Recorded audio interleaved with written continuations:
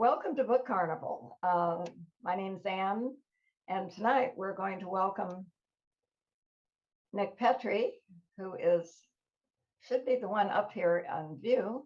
What's happening here? Nick, say something really brilliant. Oh, really brilliant. How's that? There you are. All right. Nick Petrie writes this wonderful series with his protagonist called Peter Ash. This is your 7th book. I never get tired of this character. He's really wonderful. And I'm going to keep adding people and letting people in. Before we get into the book or even talk about it or show it, if you were telling someone about Peter, he's a friend, and you're going to describe him to someone, how would you describe Peter?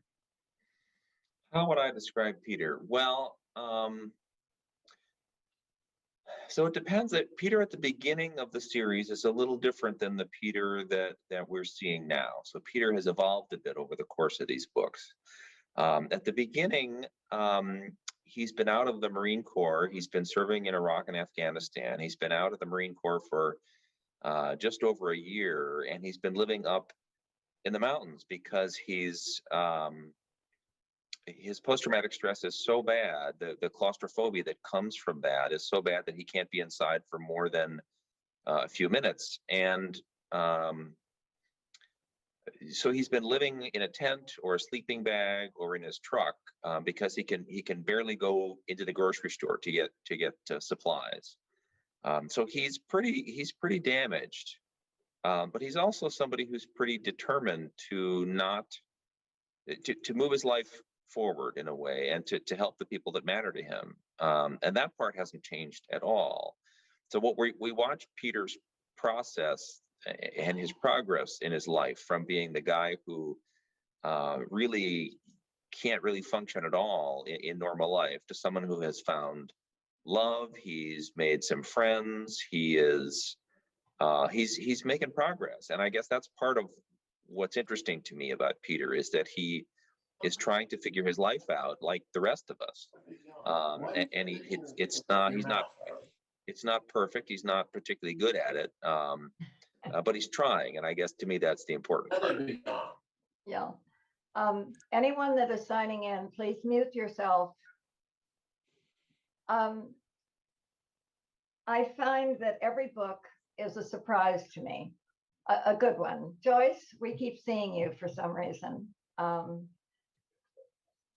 Leave your paw alone. Leave your paw alone. Mute yourself, please, Joyce. Harley, leave your paw alone. I'm not sure what that's all about. Oh, there we go. I can't show your book because I've got you up here for now, but The Runaway is your most recent one, number 7. Every book has brought its own type of adventure. They have each changed to some extent. This isn't really working, is it? Oh, we're doing okay. People are figuring it out. It's going to look strange in the recording, but we'll see what happens. What I find is you don't write the same book over and over. You have Peter not only in different situations, but in different moods, climates, all of the above. You keep him changing, which I find very interesting. And you're frowning a little bit at me. I don't know if you're agreeing or no. I'm appreciating it because that's exactly what I'm trying to do. I think we've all had the experience. We pick up a book by a favorite author, and we get 100 pages in, and we say, "Wait a minute, I think I've read this before." And my goal is for people to not have that experience, for each book to be so distinctive from each other that they really that the body of work kind of expands in that way. I'm a huge fan of the Robert Parker Spencer novels, but when you have that recurring cast of characters and you're all set in kind of the greater Boston area, that there's a boundary around that, right? Yes. And my goal is to have this sort of world that I'm building keep expanding book by book. So there are really only 3 recurring characters in this series. There's Peter Ash, there's June Cassidy, his sweetheart, and there's Lewis, who is Peter's best friend and also June's friend. And Lewis is a career criminal who is kind of retired, not necessarily retired. But with a small recurring cast, it lets me add a whole lot of different characters to every book, and also setting the books in a different location. Not only character setting becomes a character as well if you're interested in setting like I am, but it really adds a whole different flavor, and setting can really drive the story and the tone and the themes in a way that setting something in the same place doesn't. So I really do appreciate that's something that you point out, because that's something I think a lot about, and I work very hard on trying to sort of keep them feeling new. And you're very successful at it. I've never found a recurring statement or a phrase that pops up. And I read your books very quickly the first time because I can't put them down. And then I go back and read it a second time to pick up what I might have missed because I was reading too fast. And they're enjoyable both ways. I purposely, before I meet with any author, but especially yours, because yours have such depth and intensity to them, I do not read the final pages. I wait. I'll do that tonight. Really? Because I don't want to, in any hint or any question, give away anything. Which is easy to do when you start talking about something. Your small cast of characters are so well developed, and they play off of each other very well. June was, June could be a whole story by herself, the meeting and all the rest of it. But these 3 characters fill up the pages very well, and then you add all of these others. This book is just about a runaway, not only in the title and the concept, but the speed with which everything happens. You cover a lot of ground, and both actually and in the storyline. How hard was that to juggle all that and have a main character change as much as this main character does through the story? Well, this was both harder than other books and in a way easier than other books. The structure was hard to figure out because there's a character in this book that gets a lot of real estate, and she's a new character. Her name is Helene, and this is the first time we've seen her. And I sort of thought she would be like the other characters in my previous books, that she would have 5% or maybe 10% of the book that we would see her point of view. But Helene kind of demanded to be heard in a way. Yeah. She's in kind of desperate straits when we meet her, but she's a pretty forceful person, and her the journey that she takes is to me was pretty powerful. And I kept sort of thinking, well, I'll summarize this and then I'll move on to the next thing. And she just kept, I would write a little more Peter, and then Helene would say, no, I'm going to tell my story. And it sounds like I might have a mental illness, and writers kind of do have a mental illness. I will admit to that. But it was a very interesting process to have someone sort of take over in this way. And then the challenge was to figure out the structural piece, because the structure of the book is different than something I've done before as well. Yes. So on a technical, it was both sort of intuitive in that I had to just sort of get out of the way a lot of the time. But then there's a very technical piece of it, which is how are these two sections, how do I alternate between the two sections, and how much of each character do I need, and how do they move forward in time? Because they're moving forward in time at a different pace. So that was a very I don't know, it was a interesting technical problem. But I don't know, every book sort of shows up differently. Every book has a different genesis. Every book takes off in a different way. And to me, that's part of what makes it interesting. Is, I know there's an expression that, and I can't remember who said it, but writing a novel is like discovering a new mathematical formula. And with each novel, you have to find a new, discover a new. You have to invent something brand new, because if you did it the same way as the last book, you're not succeeding as a writer, as far as I'm concerned.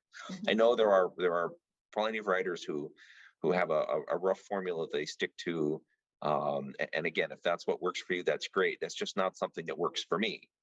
For me, I'm pretty restless. I'm always I'm always trying to do new stuff.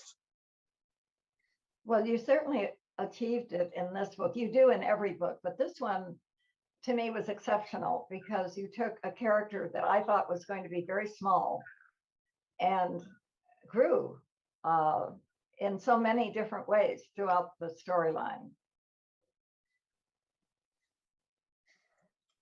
Well, female, Helene. Right, Helene, yeah. Well, again, so when we meet her, right, she's 18 years old. She's working the night shift at this remote gas station on the east side of Montana, which is the far western edge of the Great Plains. And she's all alone in the world. And this town that she's living in has really ceased to be a town. There are only two people left living in it. There's Helene, and then there's her boss, who's also her landlord, and he's also a county sheriff's deputy. And as such, he has an awful lot of power over her. And as we see, he is really determined to exercise all of that power.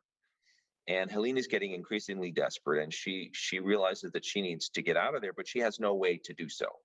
She doesn't have a car. The sheriff's deputy has successfully intimidated everybody else who might come through there. And then one night, a stranger shows up to gas up his truck, and he's kind to her. And not a lot of people are kind to Helene in that job. People really treat her as an object. And she realizes that maybe this is her opportunity to get free. And so she runs out to the gas pump and says, "Hey, mister, take me with you." And he says, "Well, where do you want to go?" And her reply is, "Anywhere but here." And she thinks she's escaping. But of course, she's only made things worse. Maybe not worse. She's certainly made things different, but she has not improved her life in any way. And then what follows is we watch her, the problems, the circumstances that she's in. We watch those get worse and worse and worse, even as she sort of digs in and is looking for hope and is trying to find her own way out. The tagline I had up on my bulletin board when I was writing this is, "It's a story of sex, obsession, and murder." But it also turned out to be a story of strength and resilience, and seeing Helene's her evolution is a really interesting thing to me. Yes, she grew from this clueless teenager who was desperate to something completely different by the end of the book, which I found fascinating. It's the whole thing. The plot is wonderful. The characters are wonderful. I couldn't put it down. It was really hard not to finish it, but I was determined not to. Do you do much traveling to source out your locations? I do. I travel. I've been to every place that I've written about so far. It's one of the reasons why the last book was set primarily in Milwaukee, because we had just dumped into this pandemic, and I wasn't going to get on a plane or do any of those things. And so I thought, well, I live in Milwaukee, so I thought I'll write about Milwaukee again. It was the first book I've set in more than one place. But even that version of Milwaukee was a very different Milwaukee than the Milwaukee that the first novel, The Drifter, was set in. But like Nebraska, so this book is set on the Great Plains. Nebraska, South Dakota are the two primary spots. And I went driving through in October, and I camped in various state campgrounds, and I drove back roads, gravel roads when I could. And it's really a beautiful place. I think we think of sort of the farm states like that as sort of just, nothing but corn or nothing but soybeans. And certainly there's a lot of that. But when you're on the freeway, that's kind of all you see. But when you're in it, when you drive through these small towns that are getting smaller, when you see, how hard life is in those places, and that's also kind of one of the topics in this novel is what do you do when your life is getting smaller? If you are living in a farm town and there are fewer and fewer jobs to be had by the year, if your grocery store, excuse me, if your grocery store closes down and you have to drive an hour to find the next one, if there's no medical center and you've got to drive 2 hours to go get a checkup or to get your medicine refilled or whatever. So and that's part of what, it's a reflection of Helene's inner life, right? But the other thing is how beautiful it is. It's just this gorgeous rolling country, and it's very green in the spring and summer and fall. And to stand there at night, the stars are incredible. During the day, you see these giant clouds come rolling in, like battleships across the sky. And you just feel, especially when you get out of your car, you just feel so small and insignificant. And I'm trying to kind of capture that as well. So in part, I sort of pick a place that gives me a feeling, because I'm trying to explore sort of that feeling. And then without any particular planning, I don't have a process for this. It's just the feeling. Excuse me, I need a little water. The feeling of the place, somehow bounces off the story that I'm thinking about. And then there's this kind of weird thing that happens, and the book starts to emerge. That always fascinates me, because an author will say that as though it's so simple, and yet it's not. No, it's definitely not. It's easy to say that, and the words come out so quickly and easily, but you've got all the things that you just mentioned that you take in and absorb to create a surrounding and a feeling of what it's like to live in an area like that. Most of us are more or less city dwellers, so it's a treat to drive through something of that nature, but we never think of living there. We're happy to go back to our little houses that are one by one next to each other, and everything is convenient. Well, it's a very different way of life. So that Peter meets Helene when he stops. He sees a broken down car on this gravel road, and he stops to help because there's nobody else around. And in part, that's kind of who Peter is. Peter's kind of a rural guy, although he spends a lot of time in cities. But he grew up in a small town, and so he understands that it takes the police a long time to get somewhere. It takes when you're out in the country like that, and that the help isn't coming. Help is you. And so that there's a lot of that in rural areas where people are helping each other because that's what's available. It is a very different sort of way of living in the world, as opposed to living in a city where you can walk by your neighbor and not recognize them. Mm-hmm. So it's and part of it is to capture some of that sense of kind of how I wish America could be, in a way, right? I mean, I'm yes. My project as a novelist is to write about these American places and the people who live there. And I mean, again, I'm telling fast, fun stories. That this is the goal is to keep you turning the pages and staying up very late You know, if you're reading with your flashlight under the covers, that's, to me, that's ideal. That's really perfect. But I'll remember that. but well, when you're reading the last pages, that's the way to do it. Okay. But you know, this is an amazing place that we live in, and it's so diverse. There's so many different regions, and it's a, you know, it's such a fun thing to sort of think about unpacking the next kind of American place, and that's kind of what I'm trying to do. And does that lead you into, have you already decided where the next American place is going to be? I've already decided the kind of story it's going to be. I'm having trouble with the place, actually. And that might just be because Omicron has made me less willing to, you know, do a lot of driving around, Yeah. or get on a plane. Although I did just do 3 stops in my actual real live book tour, so I'm obviously not that concerned.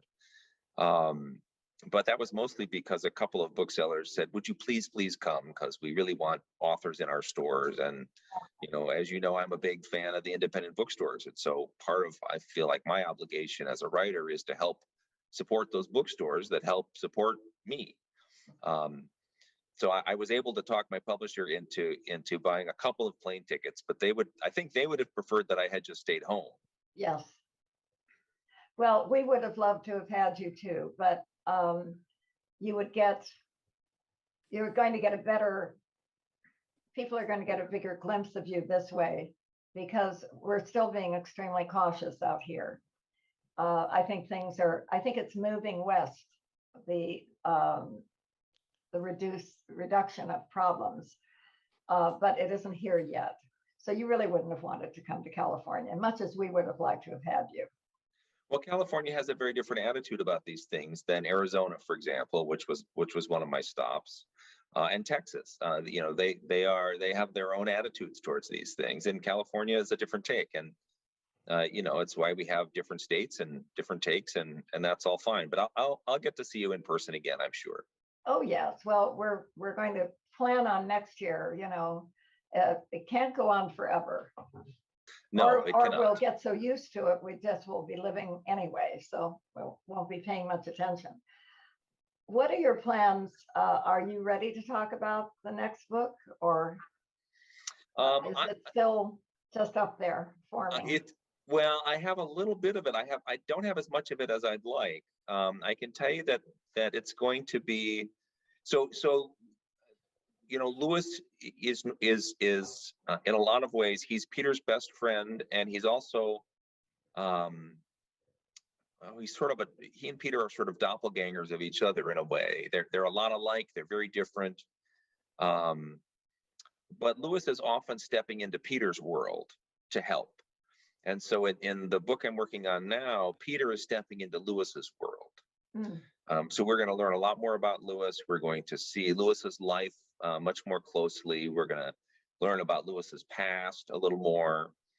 So I've got a lot of that part worked out, sort of the initial bits, but I'm still trying to figure out, okay, so, you know, how, there are large chunks that need to be figured out. So that's my task coming up.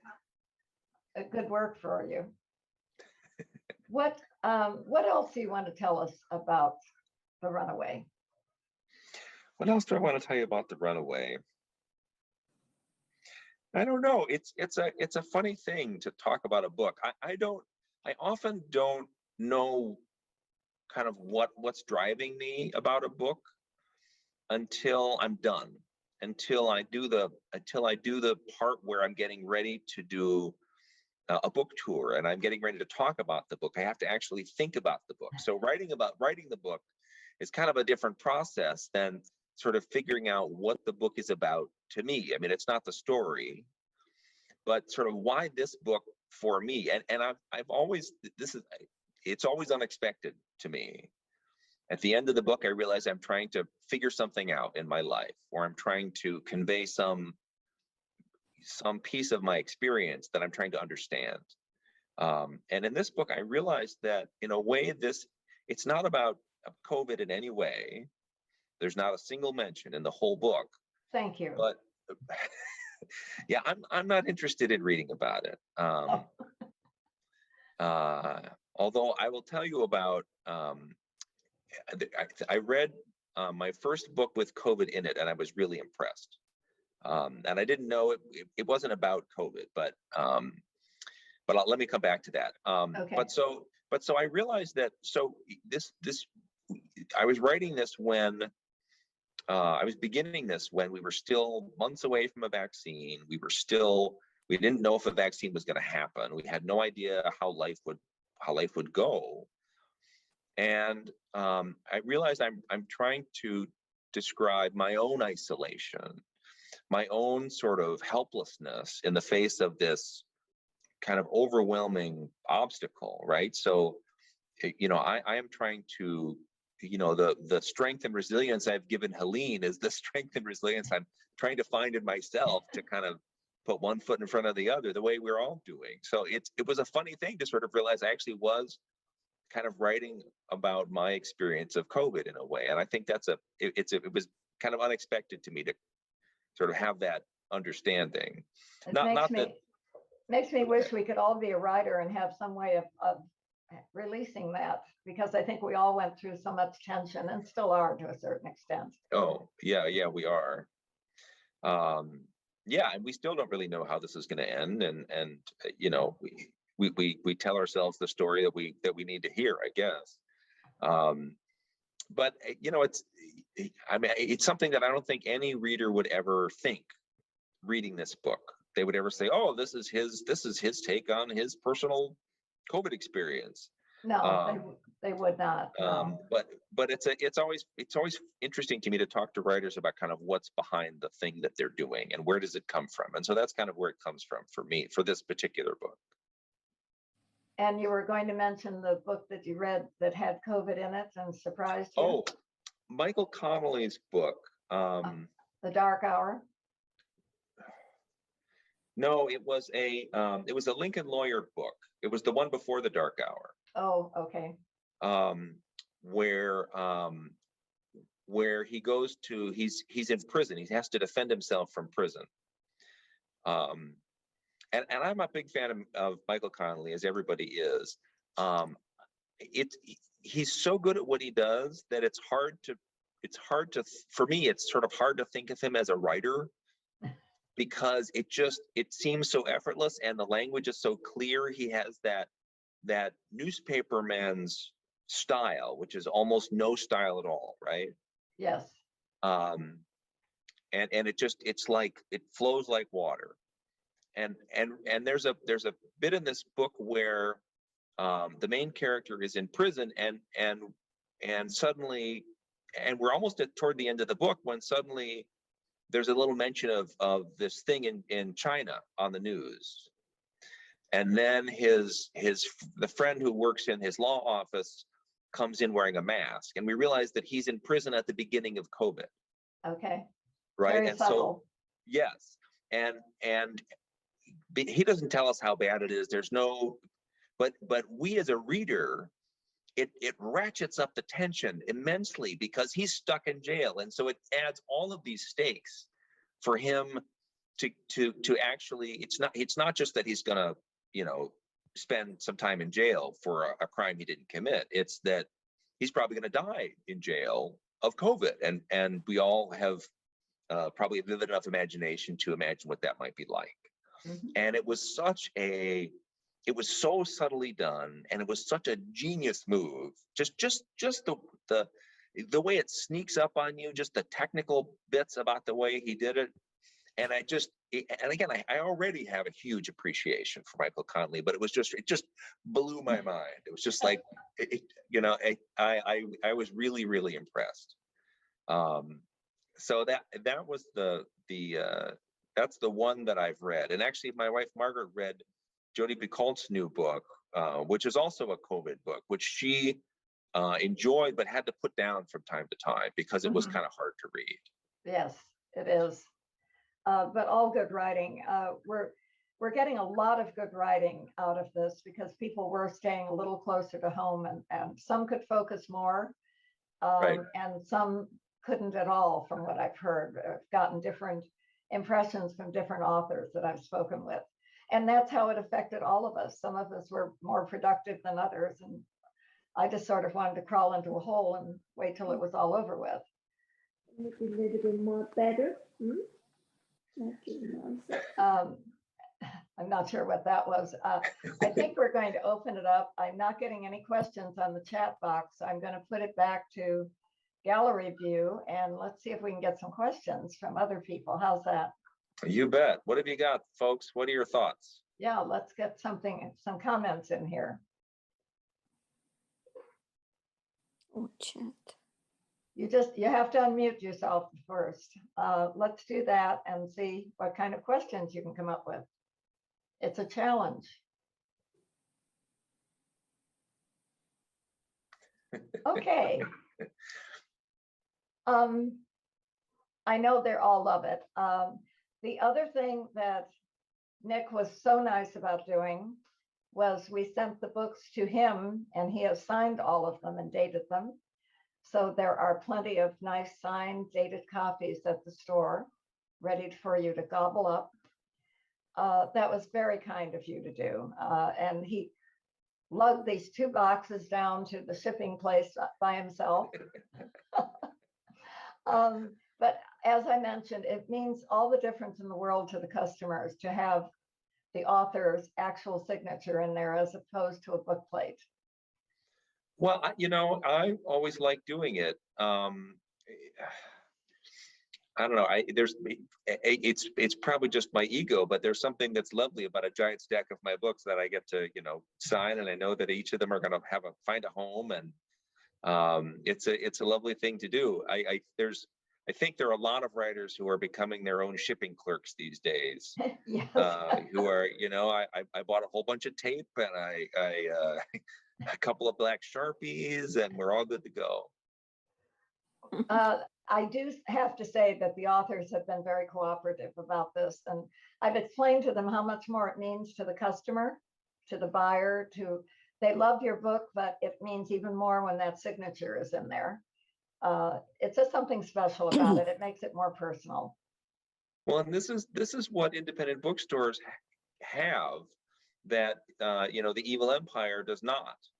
I shouldn't say that. I have friends who are published by the Evil Empire, and they say nice things, but I am a independent bookstore person, and this is what indie stores can provide is these kinds of conversations, and signed books and personalized books.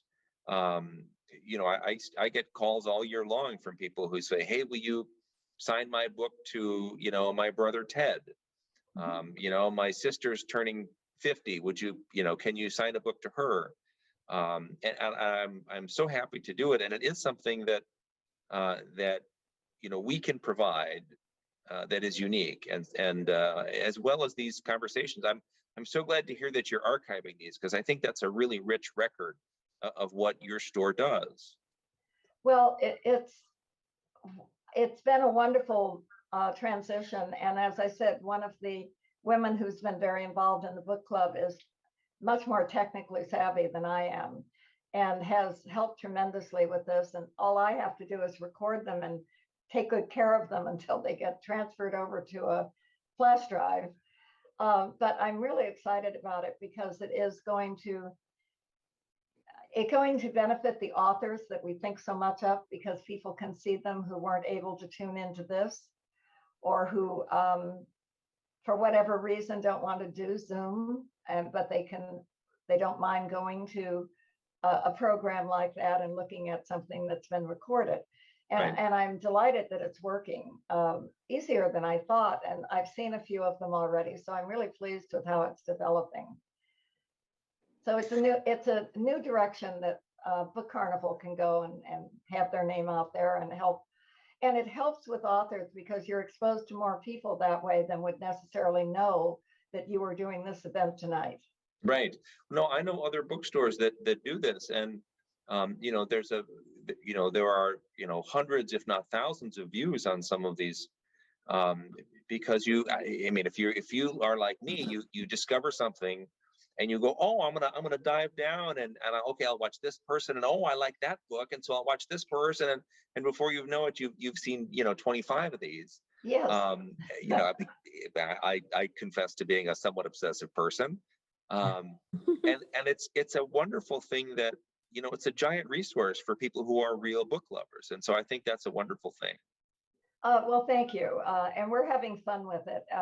It's building slowly, but I didn't realize how much work goes into it, but it's well worth the effort, and I'm excited about it. So we're going to be promoting it in the next newsletter and on the website. We've talked a little bit about your future plans, and you've got something sort of sketched out in your mind. Many authors, not all of them, but many of them find that somewhere along the line in a series, they want to go off and write something completely different, something not in their wheelhouse. Do you have that urge or that feeling or that secret little story going in a drawer somewhere? That I don't have any. I have an idea that's fairly well developed, and originally in my grand plan, the Runaway was going to be that book.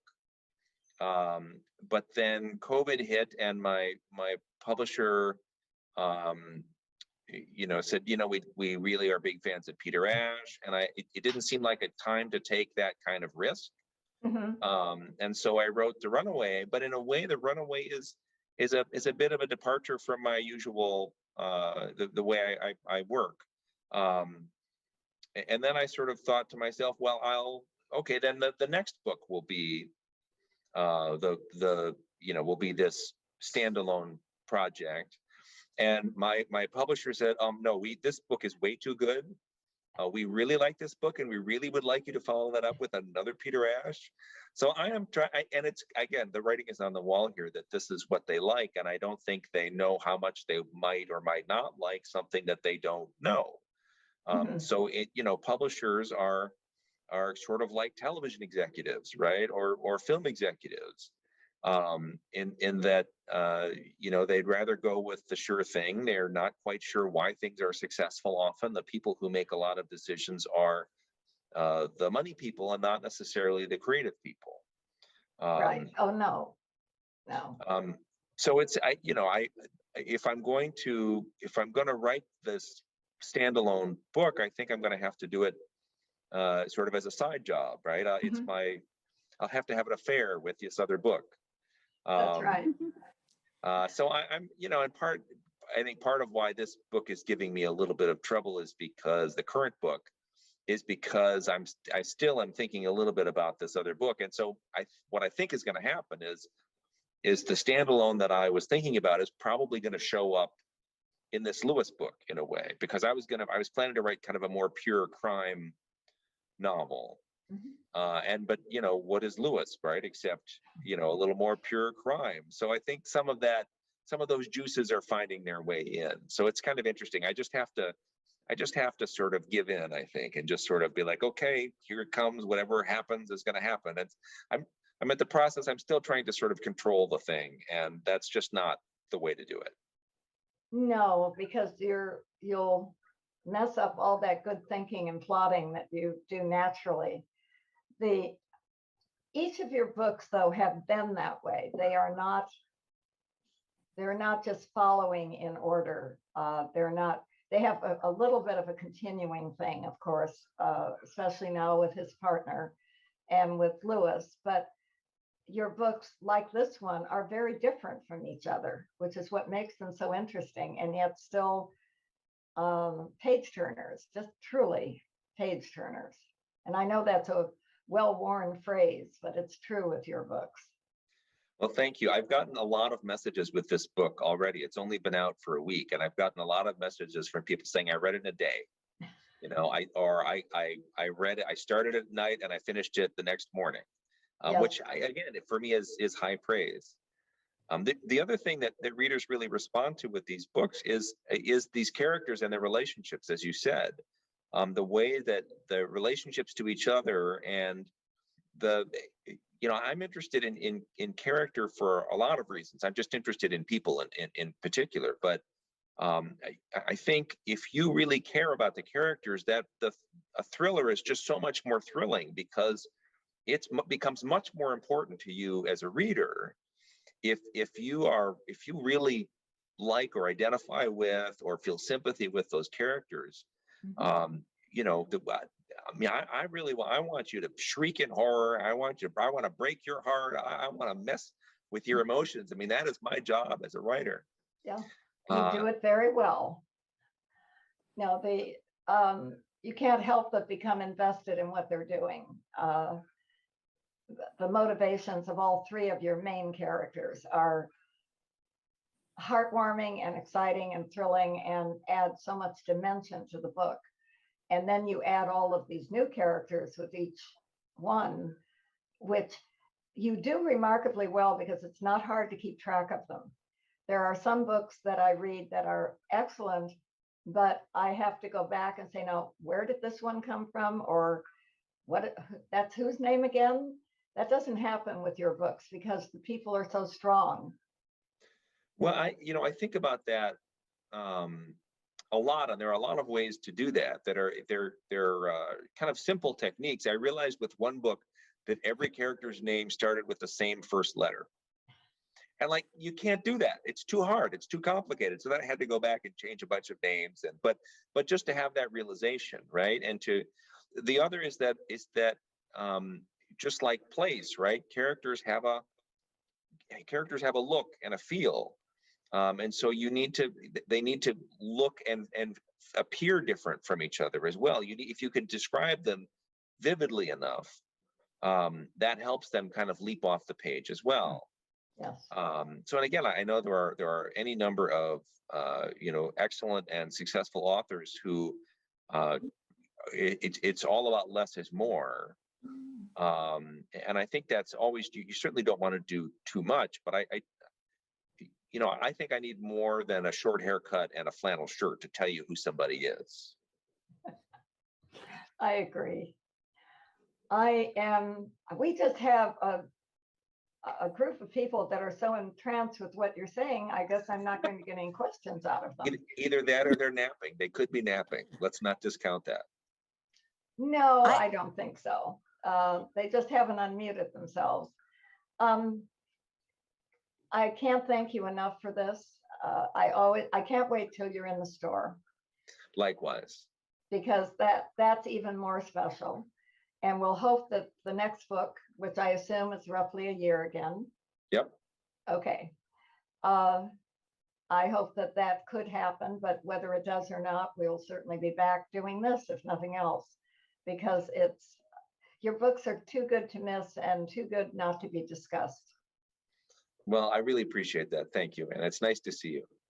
Nice to see you as well. Do you have a book to hold up? Oh, I do. Give me. I have my art. Oh, there you go. You have the, hang on. Where is it? Oh, it's right there. Hang on. Okay.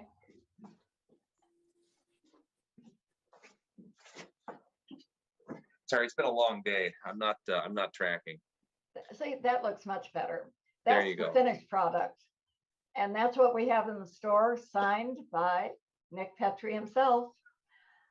Nick, thank you so much for this. It's been wonderful, and we look forward to seeing you at an event, if not at the next year with the next book. Well, thanks, Anne. I appreciate the company. Have a good rest of your night. You too. Bye-bye now. Thank you so Bye-bye. much. Thanks, everybody. Thanks for coming, and thanks for being a reader. Bye now.